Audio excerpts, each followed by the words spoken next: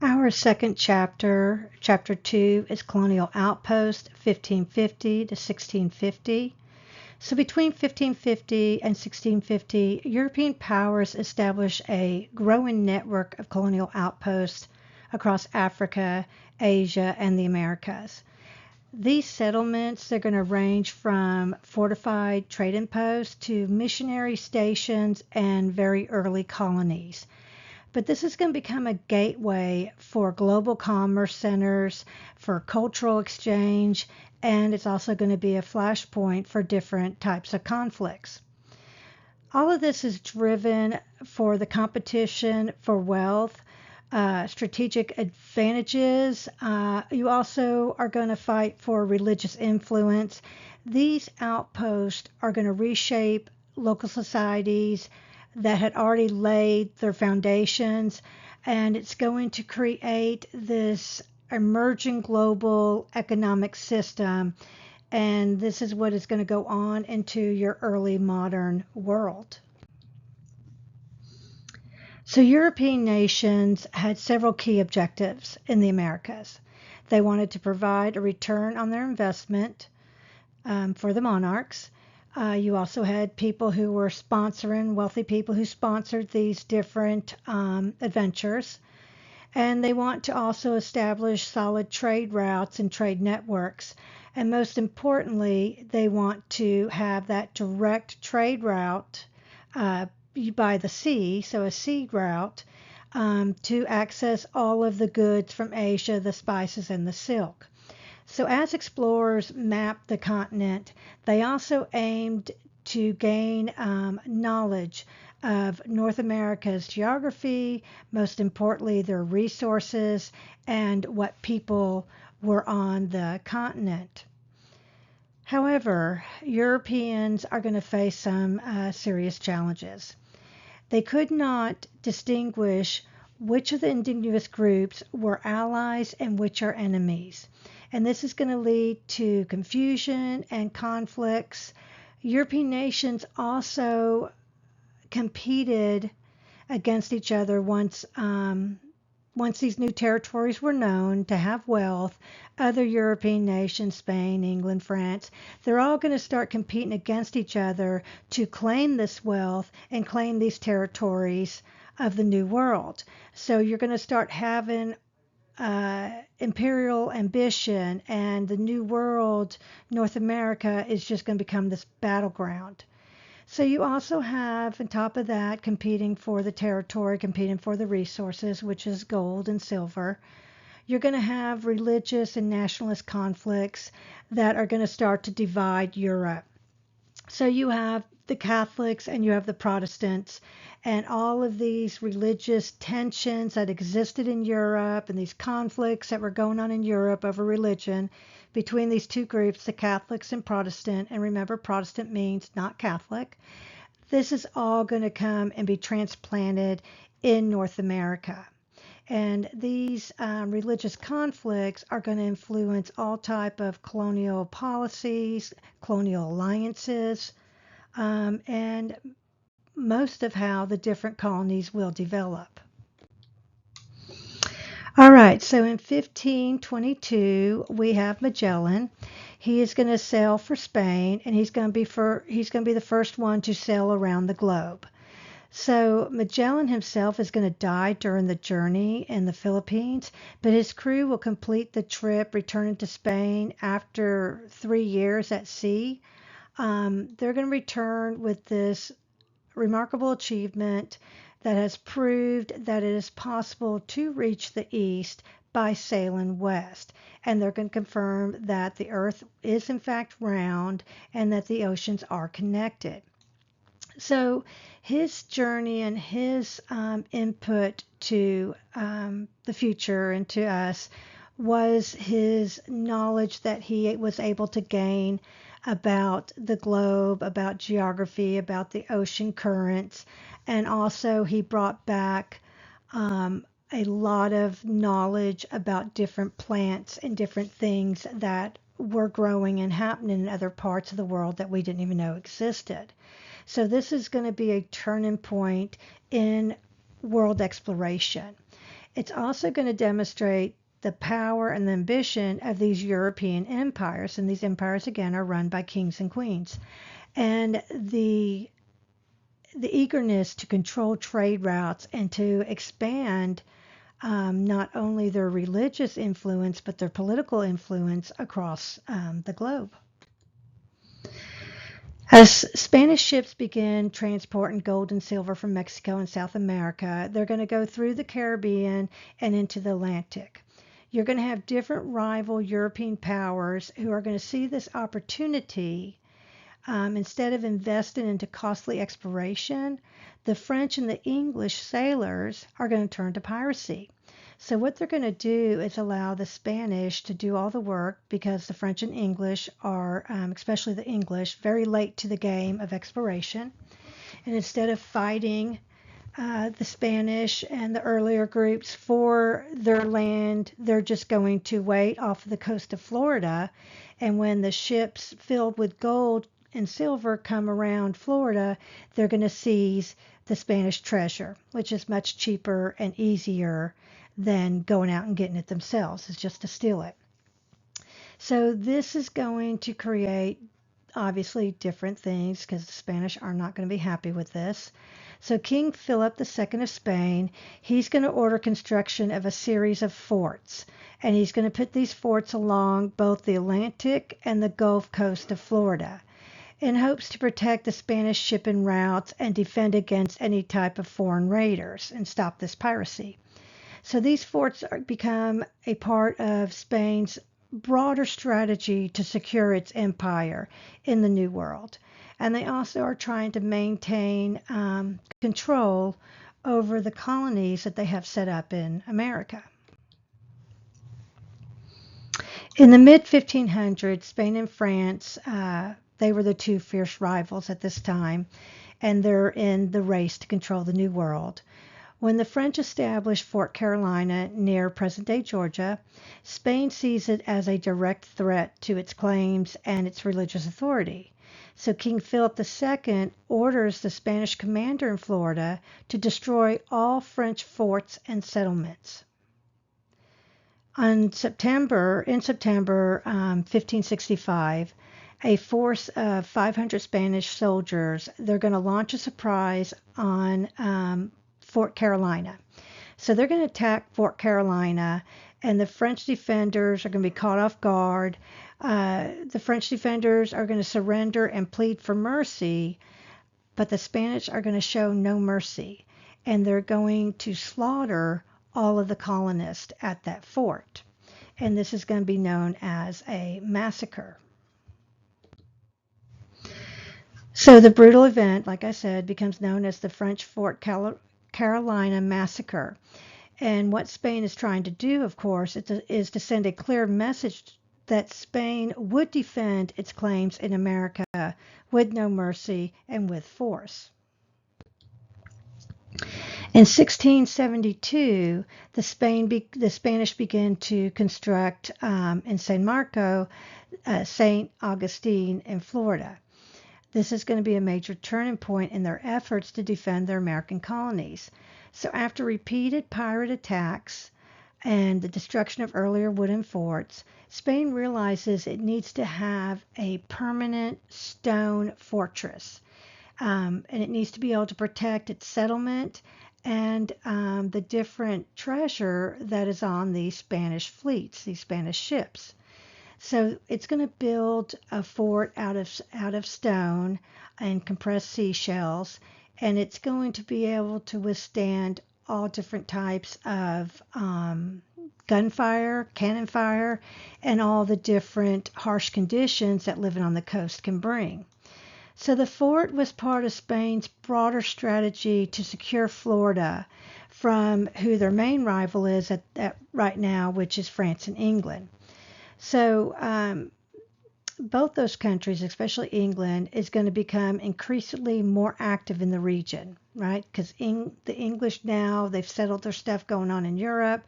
They want a part of the New World, and they don't want to fight. They want to just take. So this helps protect the Spanish ships, like I said, the routes and the piracy. which had become one of their major threats against their wealth. And you have this fort made out of stone, and it's actually going to be the oldest fort in the continental U.S.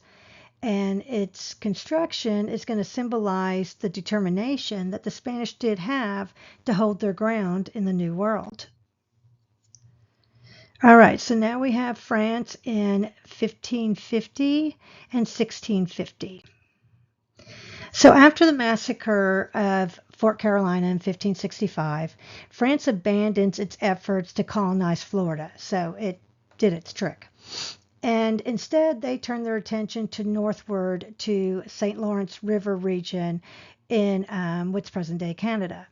So the French explorers discover a very valuable resource, and this is the beavers.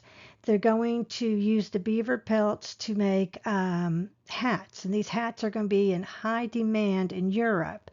So they're going to be these felt hats. You see the picture of the gentleman wearing them, and this is going to be very fashionable and very profitable for the French. So the French move up north.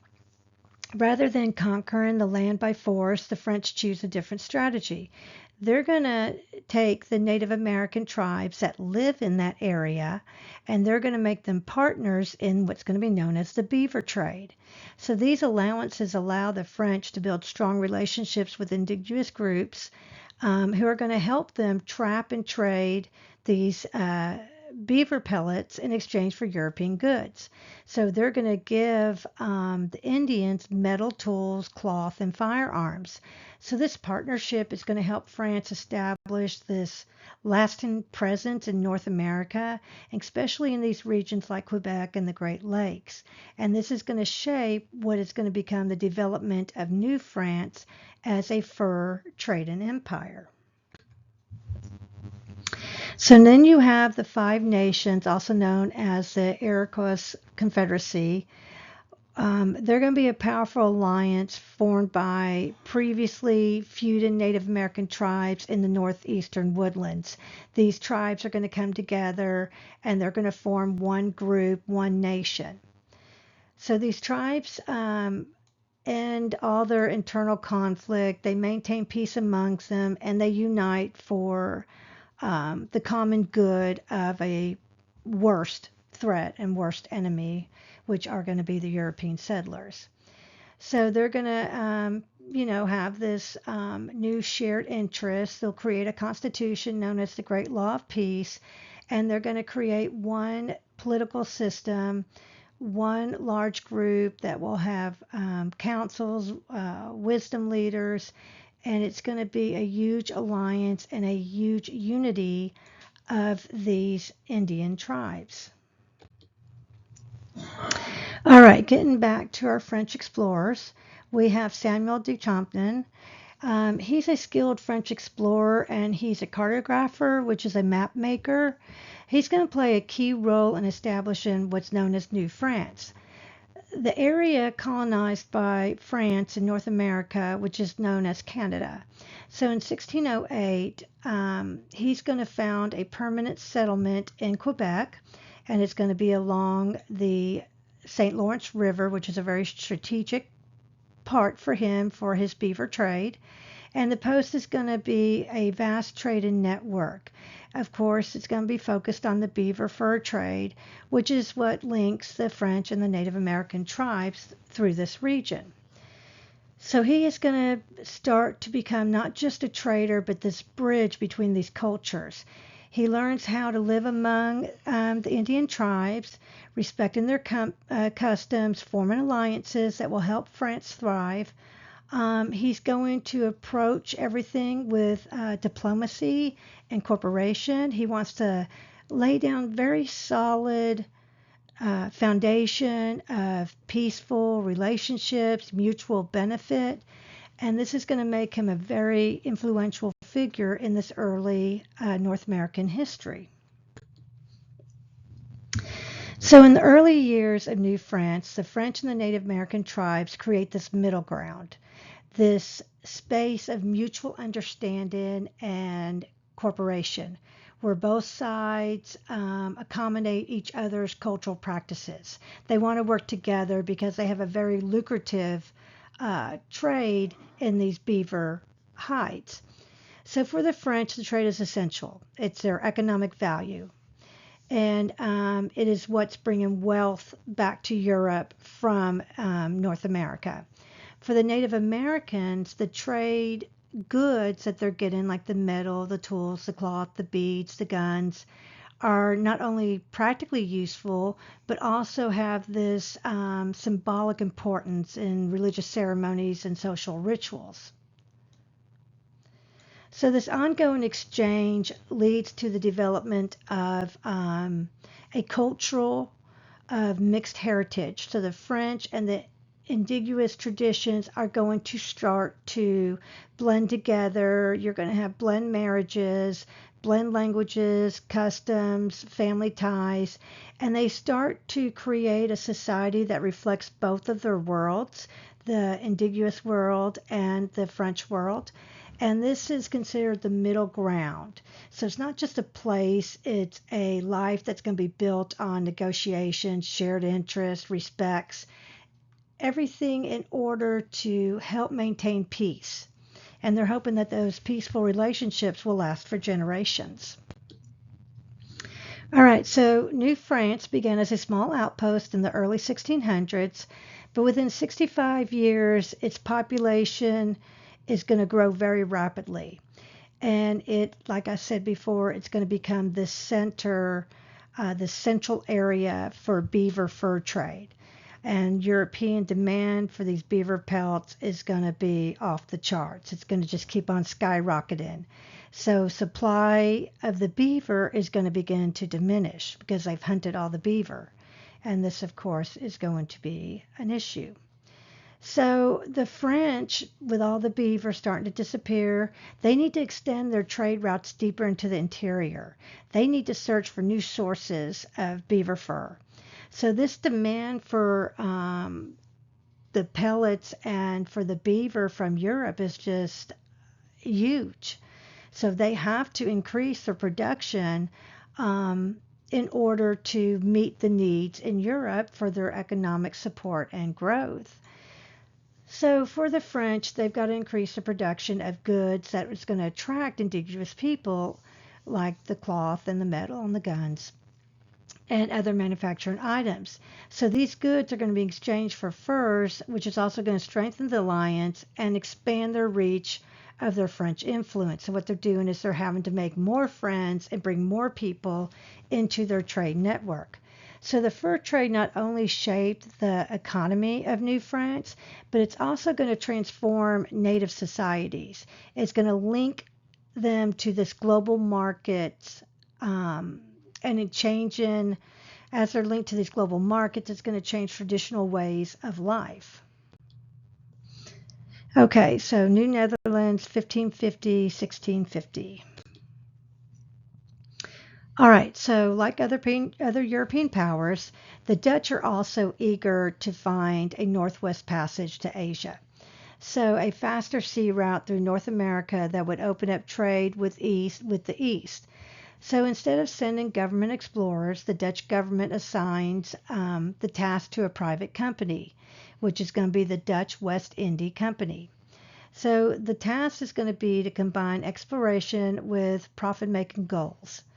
The approach reflected the Dutch's focus on commerce and trade rather than just, they're not after the conquest or religious conversion. Religious conversion is not on their radar at this point. So the colony of New Netherland, located in modern-day New York, New Jersey, and Delaware, is going to be shaped by its commercial priorities. The Dutch built trading posts, and they're going to welcome in a diverse population of settlers, merchants, laborers. The colony becomes this hub for fur trade, especially with the Native American tribes. And again, it's all about economic growth. They're going to add in religious tolerance and cultural diversity so they can get all different people. Though it was eventually taken over by the English in 1664, New Netherlands left a lasting legacy of urban development, multiculturalism, and economic ambitions in the early growth of America. All right, Henry Hudson. Henry Hudson was an English sea explorer and a navigator. So he's famously going to search for the Northeast Passage to India. We're all trying to get to India. A hope for a sea route through the Arctic. While he never finds the passage, he does discover the Hudson River and the Hudson Bay. This is important because it opens up very valuable territory for exploration and for further trade. So, working under the Dutch East Indian Company, a group of Dutch merchants who financed his journey, Hudson helps by laying the foundations for Dutch claims to North America. So his discoveries are going to lead to the establishment of key settlements. One of them is Fort Orange. One of them is New Amsterdam, which is now New York City. So the Dutch East India Company, it takes up a unique approach to colonization. It's different than others. They're going to offer plots of land from what is known as Manhattan to New Jersey to people of all different ethnicities. They're going to encourage them to settle, farm, and return a portion of their profits to the company. This strategy creates a more diverse and a more economically driven colony. They have something of worth in the colony that they want to work for. So it's going to create stronger commercial opportunities, and not like the others' conquest is led by religious control. They're not doing that. They're leading theirs by economics to the colonist. So the Dutch colonies in North America are going to be shaped by the strong desire for wealth through commerce. Okay, so it's very much unlike, like I was saying, the European powers who are going to focus on religious conversion and all these territorial claims for their kings and queens.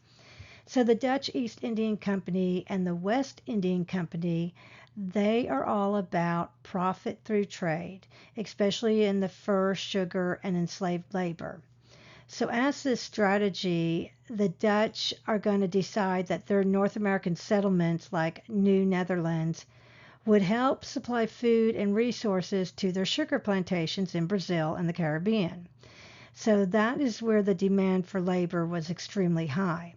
So to meet this demand, the Dutch become very active participants in the Atlantic slave trade, introducing African slavery into their colonies. So enslaved Africans were forced to work on plantations in colonial societies, contributing to the overall economic success of these Dutch enterprises. The primary goal for Dutch colonization is profit, and the slavery is going to become a key part of that system. What it's going to do, it's going to link the commerce, the agriculture, and exploitation across the continent. So you have for over 40 years the Dutch colony of New Netherlands. It's thriving, it's capitalizing on the North American fur trade.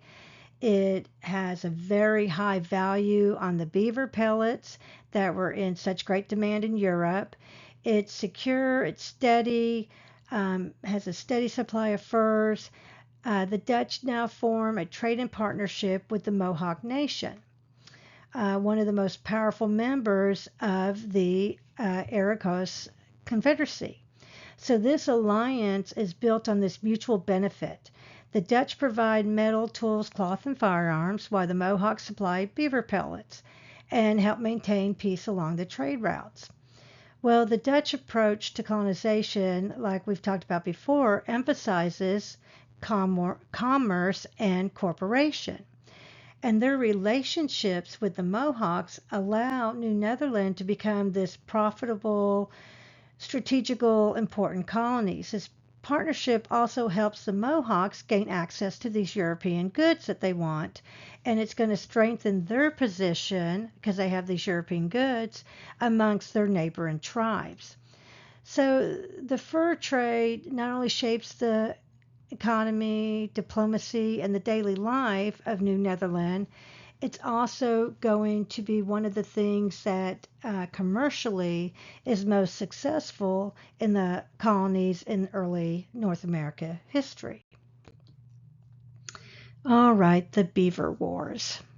So from 1640 to 1660, a series of violent conflicts known as the Beaver Wars erupt. You're going to have issues. They run out of the beaver pellets. And remember, these things are the lifeline for this area. Okay, so you have these beaver wars that erupt across the Great Lakes and the Hudson River Valley, and they're driven by competition for the beaver fur. So the Dutch, seeking the profit, they had formed a strong trading partnership with the Mohawks. They were supplying them with firearms and goods in exchange for them bringing them the beaver pellets.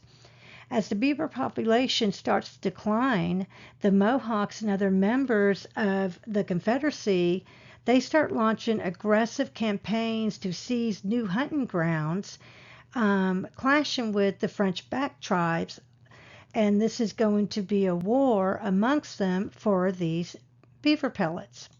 So these wars were not just about the trade, they were about territory, survival, and power. So tribes fought to control key regions for hunting and trading and as alliances. All right, England 1550 to 1650. Remember, England is coming in late to the whole colonization. Okay, so although England's late to the game of empire building, it's going to quickly make up for lost time by establishing in both North America and the Caribbean different colonies.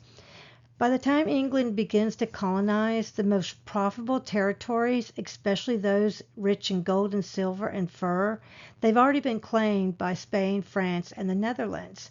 But still, England's going to, press forward and take what they can.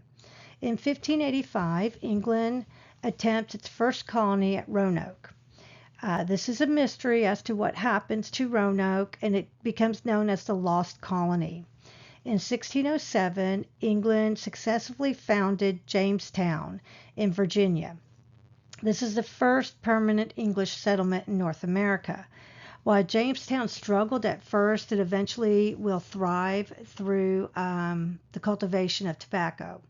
So tobacco is going to be a cash crop, and it's going to become the central economic crop for England's colonial economy. At the same time, England began colonizing small islands in the Caribbean. Caribbean is going to produce sugar. So you're going to have sugar plantations, which are going to become incredibly profitable. These islands are going to play a key role in England's growing empire. The sugar plantations were very, very difficult work, and it's going to be worked by enslaved Africans, and they're going to basically work these enslaved people to death. An enslaved African would last about 7 years in a sugar plantation because the work is so hard. So this is going to be a huge link of England to the Atlantic slave trade. Between 1620 and 1630, England's push into the Americas took two very different but equally influential paths. So the English West Indies colonization was driven almost entirely by profit. So islands like Barbarossa, they're going to develop a very commercial orientation. They're going to be growing tobacco, and then they're going to shift to sugar.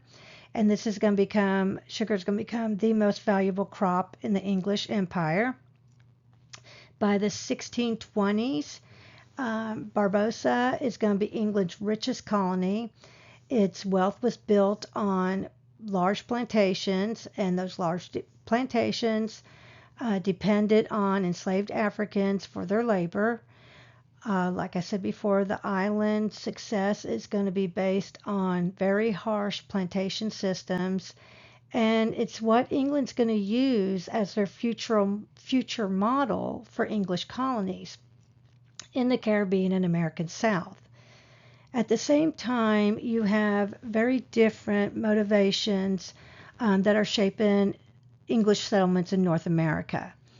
Many English Protestants, known as Puritans, sought to build new communities grounded in their vision of a reformed Christianity.